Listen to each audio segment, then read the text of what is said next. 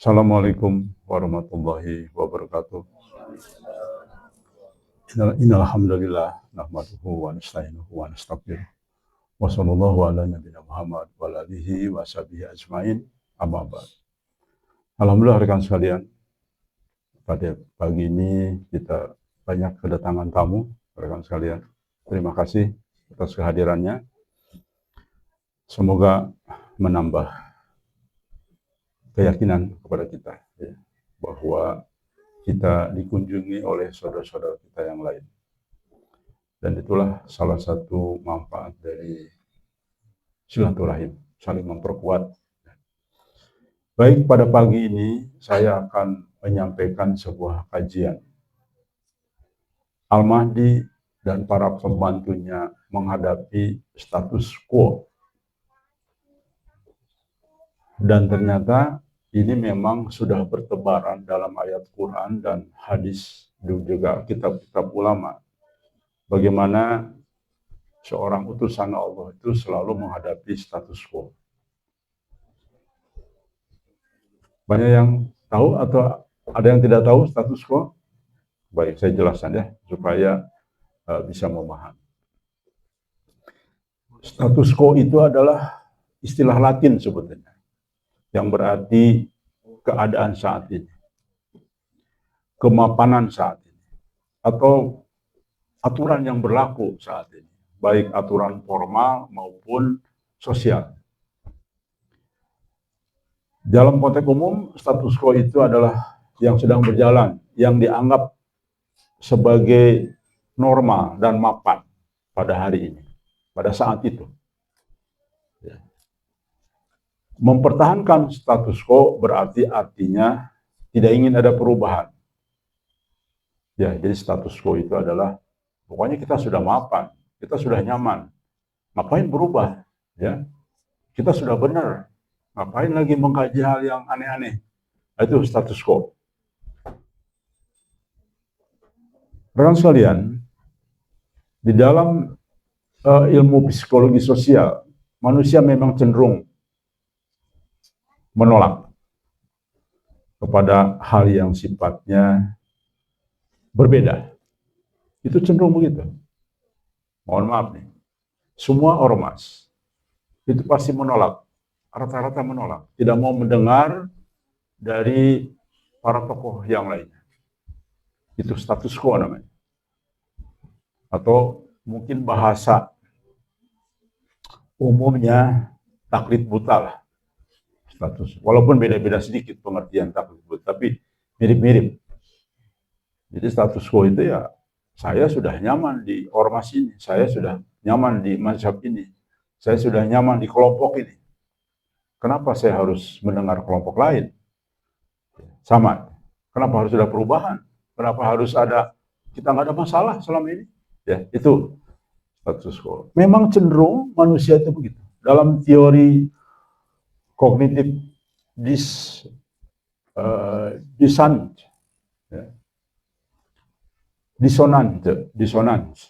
maaf. Ya. Kognitif disonan menjelaskan bahwa orang yang menolak realitas yang mengganggu kenyamanan, keyakinan lama mereka.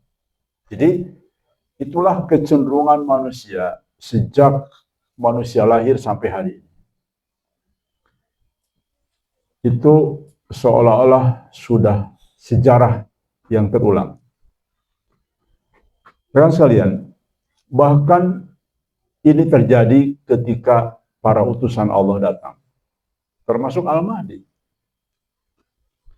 yang membawa kebenaran, yang pasti namanya utusan Allah itu adalah pasti berbeda dengan sistem lama, sudah pasti.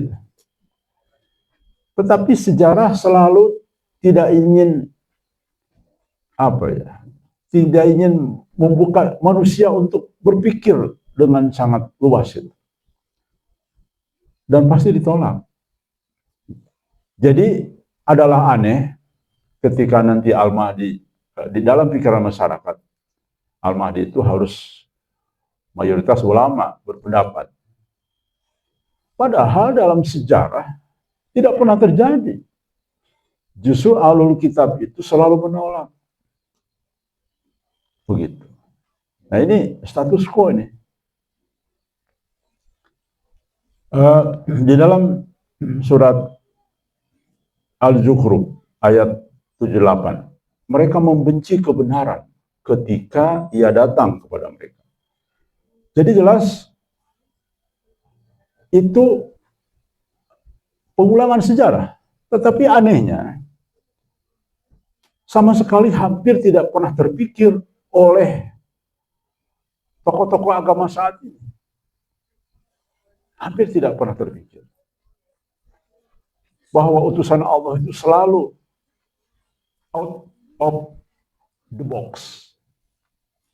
Pasti beda dengan arus besar, pasti beda dengan arus utama, pasti beda dengan mayoritas pendapat saat itu. Jadi kepada teman-teman yang merasa organisasi besar harus hati-hati. Karena sejarah tidak begitu. Sejarah selalu terulang, para utusan Allah itu, termasuk Al-Mahdi utusan Allah, jelas ya, sangat amat jelas. Sudah kita sering bahas. Walaupun bukan nabi, bukan rasul Al-Mahdi. Hanya seorang mujadid. Pasti, sudah pasti sunatullahnya begitu. Sesuai dengan dalil-dalil Quran. Hanya dipercaya oleh sekelompok orang dan out of the box. Tidak pernah diduga oleh kelompok besar, tidak pernah diduga oleh ahlul kitab. Rekan sekalian, bahkan kalau kita lihat dari arti guroba, sesungguhnya Al-Mahdi itu dalam kelompok guroba. Asing. Coba, ini pengalaman nyata bagi kita. Bayangkan, para pembicara di dalam dialog yang kita undang tanggal 1 Mei kemarin, Masya Allah, sampai ada pembicara, tapi alhamdulillah beliau datang tuh sesungguhnya bagian daripada satu sinyal bahwa ini memang benar faktanya. Bahkan ada kiai, pembicara yang kita undang, tanya ke saya, apa itu mubasyirat? Itu kan satu fakta. Dan diakui oleh seluruh kiai yang hadir. Memang ini tema yang menantang, tema yang aneh dan unik. Belum pernah terjadi dalam sejarah manusia. Ada bedah atau dialog tentang mimpi. Belum pernah terjadi. Berarti asing sekali. Bukan asing, bukan soal urusan tauhid. Itu urusan tauhid sudah lama. Dan terus diperdebatkan, ramai di dalam media sosial. Bukan asing. Ya. Nah, jadi itu. Jelas sekali di dalam hadis riwayat Muslim, Rasulullah mengatakan Islam dalam keadaan asing dan akan kembali menjadi asing. Ya, seperti waktu pertama kali datang. Beruntunglah orang-orang yang asing. Betul, kami yakin, kita yakin, yang asing itu ternyata kalam ilahi yang namanya mimpi. Asing, semua. Saya sempat penelitian dimanapun berada, penelitian informal tentunya ya, ingin mengetahui masyarakat paham nggak? Dan terbukti kan di grup hampir 90% saya dikeluarkan karena selalu bicara mimpi. Nah, demikian rekan sekalian, itulah asing. Al-Mahdi pasti asing. Maka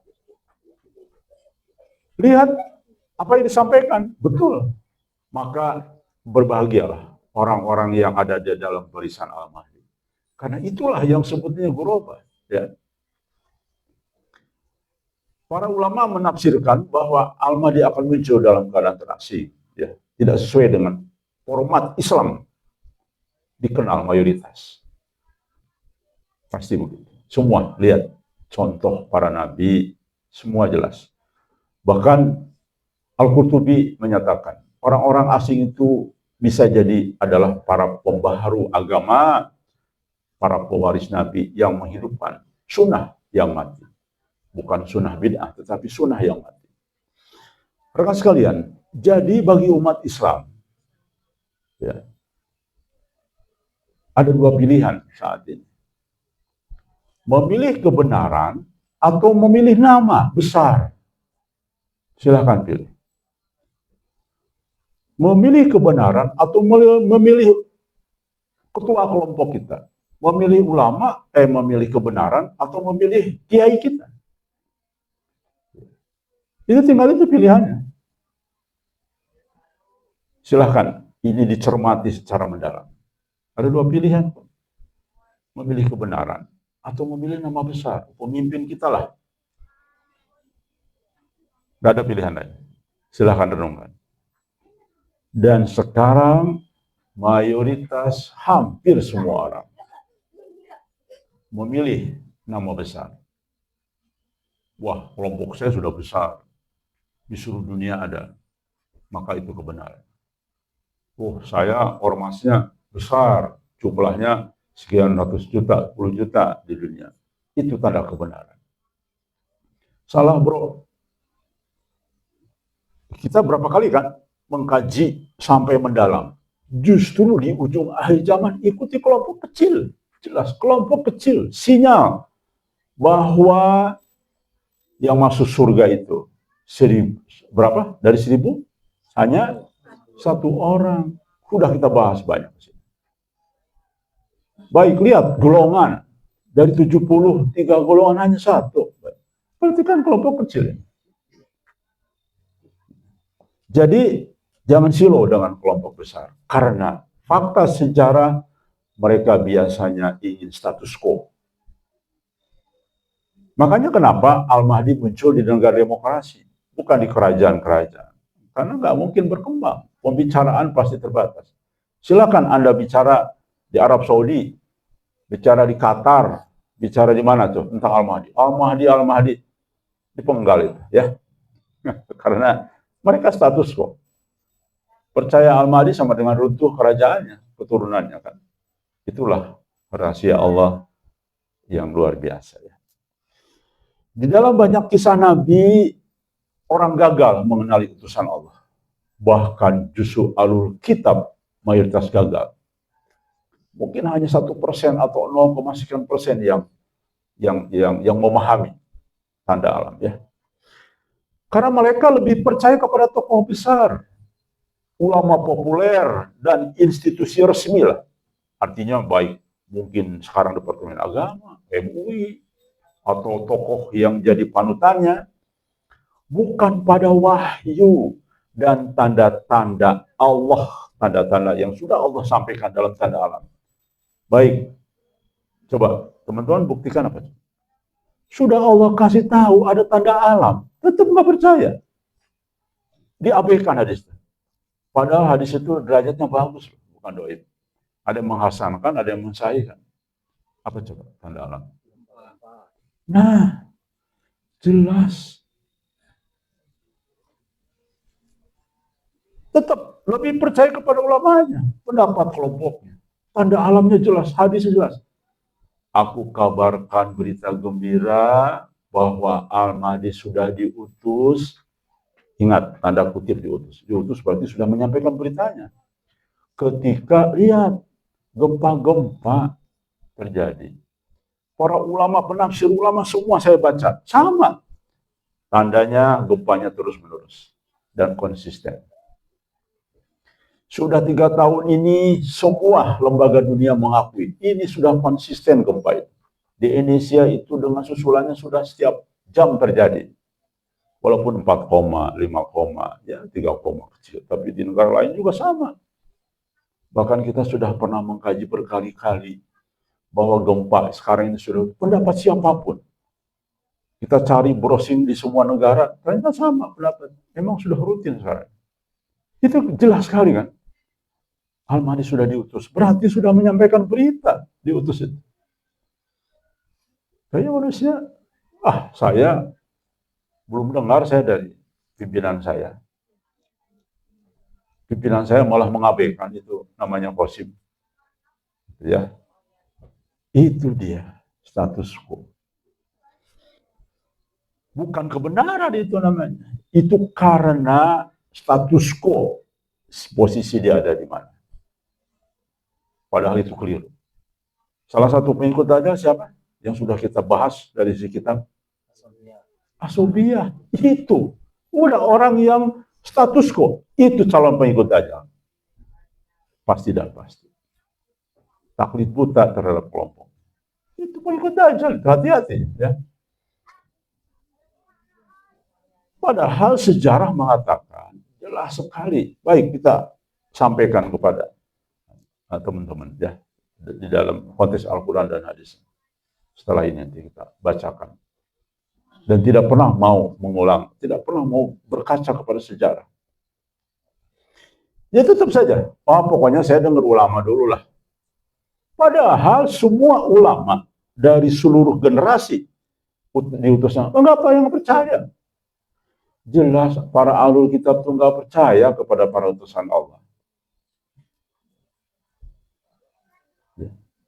Tapi tetap aja, sampai akan dipertahankan status quo itu.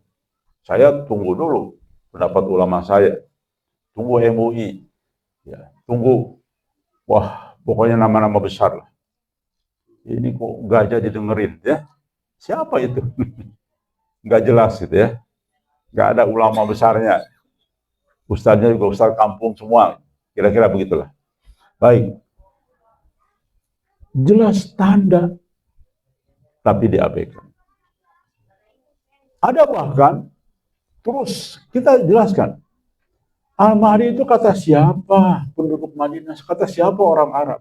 Selalu merujuk, ini munculnya di Madinah. Padahal dari sisi semua bahasa, tata bahasa, dari apapun, jelas kalau muncul itu tidak ada relevansinya dengan penduduk. Tidak ada relevansinya dengan kelahiran orang Arab. Kan begitu ya? Banyak ustadz zaman, Al-Mahdi harus orang Arab. Lihat hadisnya, muncul di Madinah. Muncul itu di mana saja. Dajjal pun sudah kita bahas, munculnya di berbagai tempat. Dan hebatnya, karena status quo, keyakinan kepada ustadz ini, melupakan hadis yang lain. Pada hadis lain, Al-Mahdi muncul dengan panji hitamnya dari arah timur. Diabaikan akhirnya, ya kan? Kenapa? Karena status quo. Begitu. Jadi orang tidak mau berpikir merubah. Padahal jelas itu sejarah yang tidak mungkin bisa kita lupakan. Apa ujian besar terhadap ujung akhir zaman ini? Ternyata rekan sekalian, bukan hanya dari munculnya Dajjal ujian terbesar,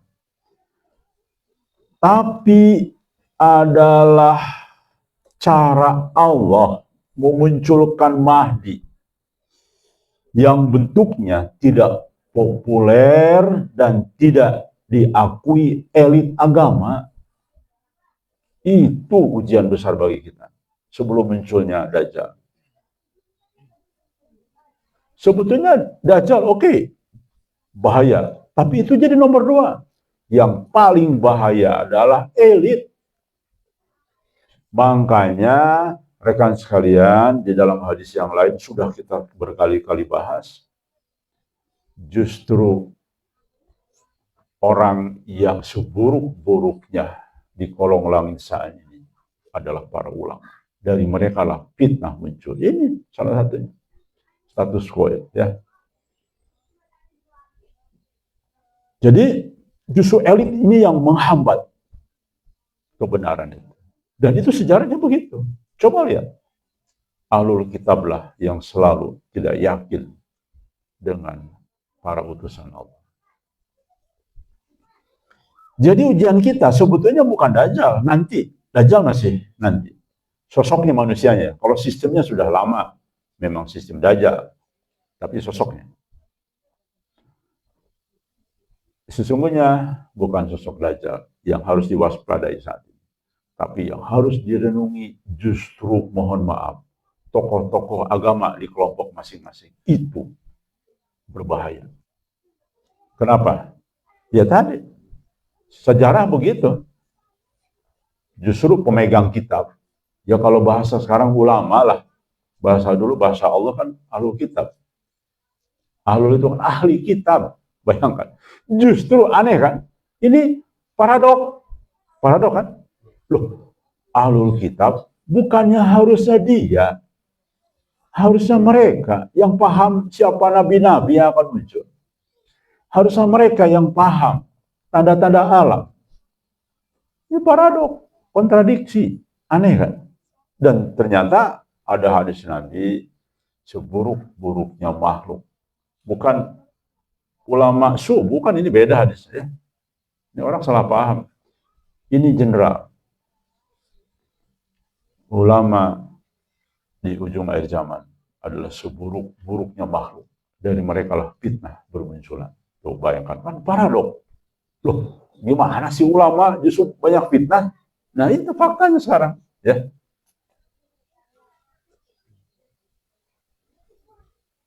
Coba, mari kita renungkan dengan baik. Ya. Karena aneh bin ajaib. Paradok, kontradiksi. Maka lihat sinyal-sinyal Allah. Dari 1000 orang hanya satu yang masuk surga. Selebihnya masuk neraka. Ya. Lihat, golongan yang ada sekarang ada 73. Tapi yang benar hanya satu. Lihat hadis yang lain, ternyata kelompok kecil yang selamat itu. Bukan kelompok besar. Baik. Dan ternyata betul, setelah Al-Mahdi Muhammad Qasim muncul, benar. Ternyata apa yang disampaikannya banyak menampar tokoh-tokoh agama. Banyak menampar tokoh-tokoh agama. Makanya berat dakwah menyampaikan isi yang disampaikan Al-Mahdi berat. Apalagi melihat sosok Al-Mahdinya model mungkin zaman Nabi Muhammad kan. Orang nggak sekolahan, ya nggak ngerti agama. Ya, makanya Nabi dianggap pembohong, pendusta. Dianggap gila dan sebagainya. Kenapa? Karena tidak sesuai dengan ekspektasi pada saat itu. Jadi peran, nah berikutnya nih, poin ketiga. Apa peran Allah dalam menyaring manusia beriman? Di dalam surat Ali Imran ayat 141. Dan agar Allah menyaring orang beriman dan membinasakan orang-orang kafir.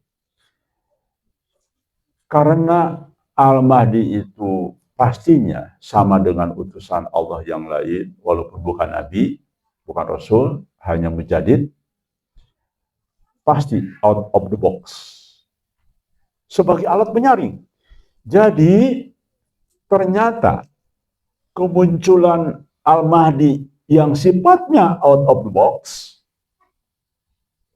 itu sebetulnya alat penyaring ternyata.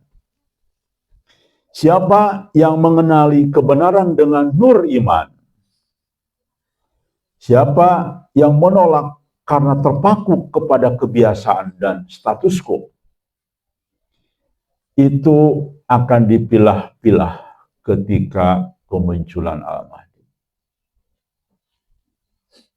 Jadi jelas sesungguhnya kemunculan Al-Mahdi itu salah satu bagaimana cara Allah menyaring. Kadang-kadang di luar nalar kita semua. Mengapa kok justru para ahlu kitab, para penghafal Al-Quran, para kiai, para syekh, para maulana, semua. Kenapa tidak dibuka hidayahnya? Kenapa kelompok mereka yang justru akan terulang dalam sejarah? Itulah salah satu tanda yang kita katakan asofiyah. Makanya alhamdulillah saya dilahirkan menerima semua mazhab saya. Saya ketika lahir masuk kepada semua orang, masih ingin tahu. Saya mendengar semua ceramah semua pihak. Ya. Saya para maulana saya mendengar, bahkan di Majelis Gajah ada penasihatnya maulana. Gus Baha saya dengar. Ustadz, teman-teman dari Basal Ustadz Basalamah saya dengar semua. Dan ternyata mereka semua membawa kebaikan. Kenapa demikian? Nah ini dia, ada kesombongan dalam hatinya semua. Merasa, itu dia. Kalau sudah merasa, makanya sampai, coba parah kan. Banyak loh. Tidak mau. Wah ini ahlul bid'ah nih, saya nggak mau duduk. Wah ini imamnya ahlul bid'ah nih, saya nggak mau lah. saya di masjid yang spesial, saya yakini. Asubiyah itu sudah terperosok. Makanya, rekan sekalian, ternyata betul. Terulang juga sejarah. Pengikut Al-Mahdi ini ternyata orang-orang biasa. Dan bahkan dengan caranya Allah memilih siapa yang harus percaya duluan Al-Mahdi. Dengan mimpi. Makanya teman-teman yang bermimpi akhirnya percaya dengan Muhammad Qasim itu adalah Al-Mahdi, berbahagialah. Karena Allah sudah menganugerahkan hadiah bonus sebetulnya. Bagi yang berpikir dari dalil sebagainya harus kerja keras. Tapi bagi yang bermimpi bahwa betul setelah ditakwilkan itu artinya ada pesan dalam mimpi itu. Betul, Al-Mahdi itu adalah Muhammad Qasim. Maka ini bonus dari Allah. Mungkin Anda pernah berbuat baik yang Allah sukai. Atau ada pesan lain, atau bahkan nasihat. Karena mimpi itu kebanyakan ternyata nasihat untuk dirinya sendiri. Perhatikan, mimpi kabar baik betul. Tapi sesungguhnya nasihat. Orang yang logikanya kuat dan akan percaya nggak perlu dikasih mimpi. Jadi hati-hati. Jadi yang menerima mimpi itu jangan-jangan karena dia lemah. Karena dia harus dikasih petunjuk sama Allah. Salah satu yang Allah kasihi tentu ya. Satu kelompok besar ada yang dikasih hidayah melalui mimpi. Ada dikasih hidayah karena berpikir, mencari, dan sebagainya. Maka kepada yang bermimpi, berbahagialah, berterima kasihlah kepada Allah. Caranya apa? Beribadah sebaik mungkin. Ya, itu. Baik. Kemunculan Al-Mahdi tidak pernah mengikuti pola arus mayoritas. Pasti tidak akan mengikuti arus mayoritas. Bahkan ada kelompok yang saya tahu ya, setiap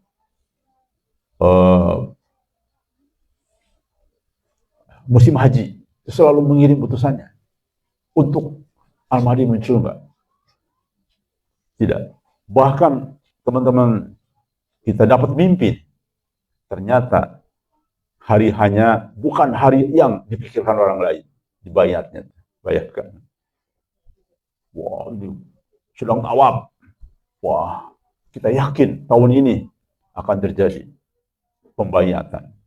Isu, nanti kan gajah itu kan jejak digitalnya di mana-mana. Pengikut Muhammad Qasim itu pasti selalu share komunikasi antar handphone. Pasti tahulah, semua intelijen tahulah, pasti akan dibayar. Makanya dalam hadis kan ketika dibayar kan dikejar itu orang-orang yang akan membayar oleh tentara-tentara. Mungkin Arab Saudi ya, karena kan di Arab Saudi jelas. Tapi mau tahu, ternyata kita sudah dapat bocoran. Tidak tanggalnya itu, di ayatnya ya. Masya Allah. Itu contoh. Jadi Allah, karena Allah Maha tahu. Kalau dibayatnya persis pada saat terjadi tawafnya musim haji itu, yang sudah dipercaya sedemikian rupa, ya ketahuan semua ya keciduk semua. Berarti di tanggal yang lain. Dan alhamdulillah majelis sekalian sudah punya ya dari mimpi, insya Allah. Dan lebih masuk akal. Allah barangkali mengisyaratkan bahwa para utusannya selalu ditolak karena tidak sesuai dengan ekspektasi umum masyarakat yang menunjukkan bahwa mereka adalah out of the box, tidak mengikuti pola arus lama. Dalam surat Al-Furqan ayat 7, mereka berkata, mengapa Rasul itu memakan makanan dan berjalan di pasar-pasar? Kok Rasul begitu sih, kata masyarakat. Mengapa tidak diturunkan kepadanya malaikat agar menjadi pemberi peringatan? Ya, kenapa? Kok Nabi kenapa enggak dengan malaikat turun? Weh manusia, akulah utusan Allah, jadi bikin slow, bikin ajaib. Itu harapan manusia kan? Loh, kok Nabi jalan-jalan begini ke pasar? Bukannya Nabi itu harusnya melayang jalannya, kira-kira itulah ya. Melayang jalannya, manusia, mirip Superman. Kenapa enggak Nabi enggak begitu, utusan Allah? Itu harapan manusia. Itu di dalam surat Al-Furqan ayat 7. Makanya susah orang percaya dengan utusan Allah. Masyarakat yang mengharapkan utusan Allah seperti dewa. Seperti dewa. Ada loh dewa ternyata. Tapi dewa bujana. Pemain band ternyata. Wah, itu utusan Allah. Atau makhluk gaib, namun manusia selalu melampaui batas. Makanya, wahai para tokoh agama, ayo berpikir ulang lah. Ayo baca sejarah lah ya. Anda bagian dari kelompok yang nggak akan percaya. Sunatullahnya begitu. Kalau Anda memang sering ceramah, orang lain mengatakan Anda ulama, itu tanda-tanda Anda nggak akan percaya. Sudah, lalu kita memang ya. Di dalam surat Al-A'raf ayat 60, sesungguhnya kami memandangmu benar-benar dalam kesesatan yang nyata. Artinya Nabi alaihissalam, Nabi Nuh dianggap gila dan dianggap aneh. Ini ayatnya ya. Kemudian siapa lagi? Nabi Hud ya. Di dalam surat Hud ayat 27. Mereka berkata, sesungguhnya kami melihat kamu dalam kekeliruan yang nyata. Tuh bayangkan. Kebenaran, tapi masyarakat menganggap kekeliruan. Aneh kan? Tuh. Masyarakat, kamu sesat, kamu aneh, kamu gila. Coba. Makanya di ujung akhir zaman berbahagialah yang dianggap gila, tapi jangan gila beneran. Yang dianggap doang ya. Dianggap sesat, tapi jangan sesat. Nabi Nuh dituduh sesat karena membangun kapal di tengah padang. Tindakannya out of the box. Dan wajar. Masyarakat, teman-teman, masyarakat saya itu wajar nggak anggap gila? Wajar. Wajar kenapa? Coba. Bukan. Ini si Nuh mungkin nanti ya. Mungkin zaman dulu. Si Nuh ini gila. Bikin kapal mah di pantai. Ini kok di gunung? Kira-kira begitulah ya. Tuh lihat. Itulah ujian bagi manusia. Ya. Tapi kalau sudah beriman kepada bahwa dia Nabi, pasti ada sesuatu ma'an di balik.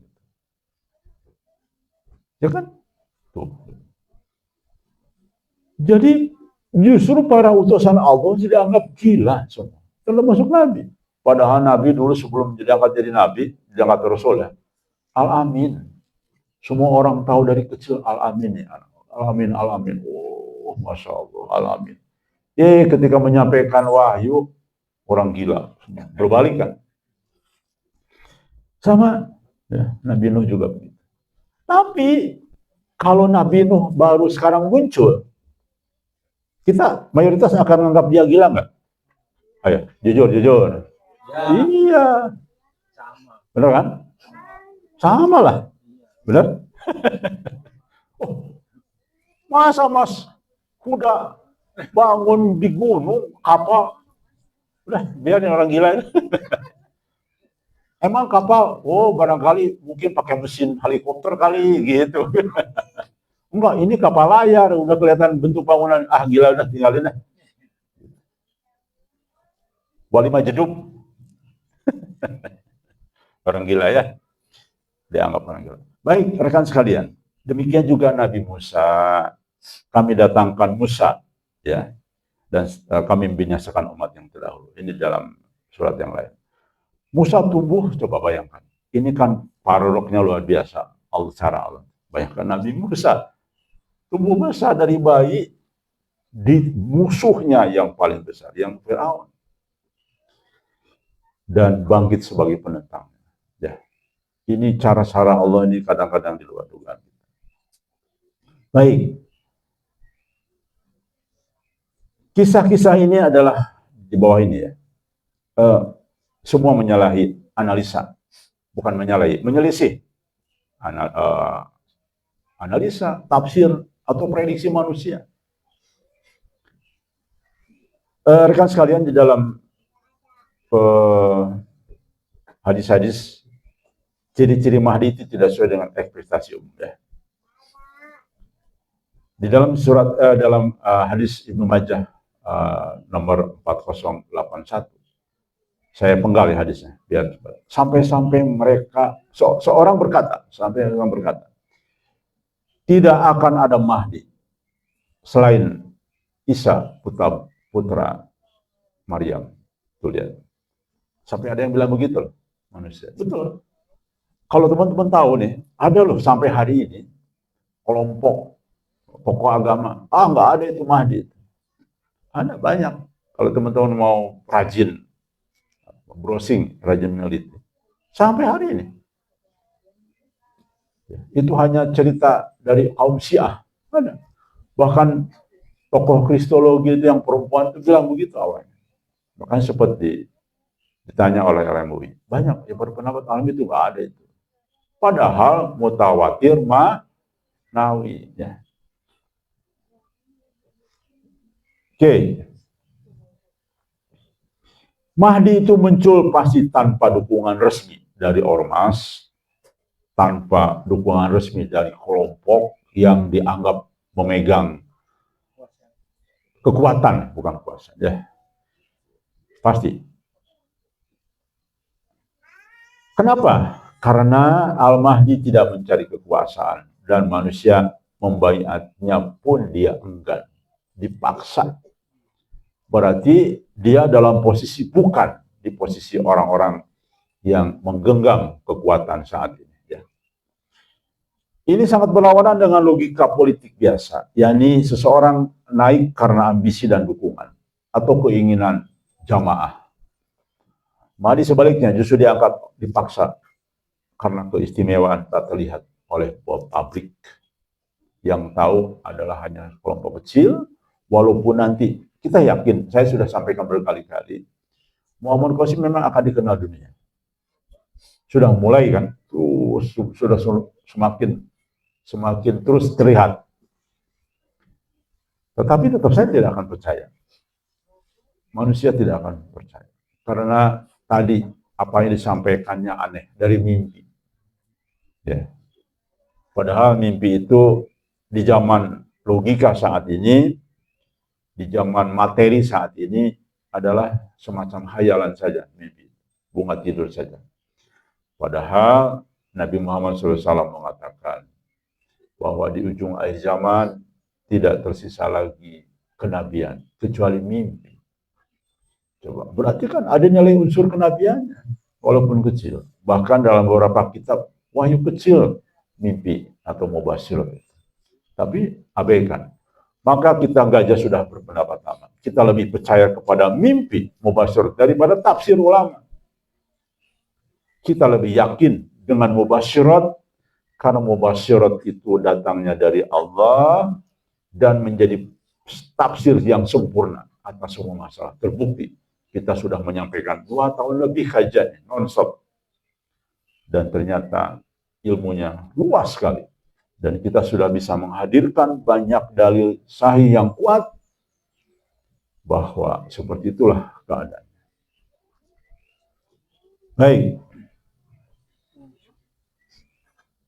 Tadi utusan Allah dikatakan sesat, gila, ya, ahli sihir, bahkan Nabi dikatakan penyair, tukang sihir dan gila juga demikian. Maka sesuai dengan sebuah atsar, ya, Al-Mahdi juga demikian, bahwa di akhir zaman akan muncul orang yang dinamakan Mahdi. Ia akan didustakan oleh banyak orang. Ini ada sesuai dengan atsar ditulis Imam Asyuti, ya. Jadi saya kira jelas apa yang kita sampaikan tadi, Al-Mahdi akan berada dalam status quo. Dan pengikutnya demikian, berhadapan dengan status quo. Berhadapan dengan kekuatan-kekuatan yang sudah mapan. Akan berhadapan dengan kelompok besar. Akan berhadapan dengan yang dianggap memiliki otoritas resmi maupun tidak resmi di hadapan masyarakat. Dan itulah sunatullahnya. Alhamdulillah, akhirnya kita memahami dan kita mau merendahkan diri di hadapan Allah, mau mencoba mengkaji ulang semua, dan ternyata betul, sejarah terulang. bahwa Al-Mahdi akan diabaikan oleh orang-orang besar, kelompok besar, dan kelompok mapan. Mapan dalam pengertian di kursinya masing-masing, di zonanya masing-masing. Karena berharap, pasti saya sudah pernah melakukan riset kecil-kecilan, informal, ternyata orang NU yakin Al-Mahdi itu dari NU. Orang Muhammadiyah yakin itu NU. Orang Salafi juga begitu. Karena merasa paling benar. Al-Mahdinya pasti dari kami. Walaupun bahasanya nggak begitu ya. Saya kan ngobrol-ngobrol. Nggak mungkin lah Al-Mahdi dari Ahlul Bid'ah. Pasti Al-Mahdi dari kelompok yang sunnah sekali dianggap. Demikian juga zaman Tabi. Kami yakin. Semua orang-orang yakin. Tokoh-tokoh yang ada di dalam hadis-hadis itu dari kelompok masing-masing. Itu adalah manusiawi dan itulah yang disebut dengan status quo. Zona nyaman dan tidak ingin mencoba merefleksikan sejarah masa lalu para utusan Allah. Hampir tertutup pintu. Seolah-olah Allah butakan kepada para pemegang kitab saat ini. Kenapa tidak pernah mau belajar dari sejarah masa lalu bahwa utusan Allah itu tidak dipercaya oleh para ahlul kitab. Jadi harusnya ahlul kitab sekarang ini kaget dengan informasi. Iya juga ya. Berarti saya harus coba merenungkan diri. Karena status saya pemegang saya adalah ahlul kitab atau ulama saat ini ya. Saya kira demikian rekan sekalian. Mudah-mudahan kajian pagi ini membuka pintu bagi kita untuk mari kita belajar mencoba untuk melihat fakta sejarah yang memang jangan diabaikan. Karena sejarah Quran itu akan terulang dan terulang. Sunatullahnya seperti itu. Mudah-mudahan kita adalah kelompok orang yang selalu Allah jaga dengan hidayah. Mudah-mudahan kita adalah kelompok orang yang Allah kasihani. Karena bagaimanapun kita hanya berharap kasihan kepada Allah. Karena kita tidak mungkin menjangkau apa yang Allah pikirkan. Karena kita makhluk biasa. Jadi berserah dirilah kepada Allah. Itulah satu-satunya yang bisa kita lakukan saat ini. Di antara begitu banyak pendapat dan kebingungan. Demikian, terima kasih. Assalamualaikum warahmatullahi wabarakatuh.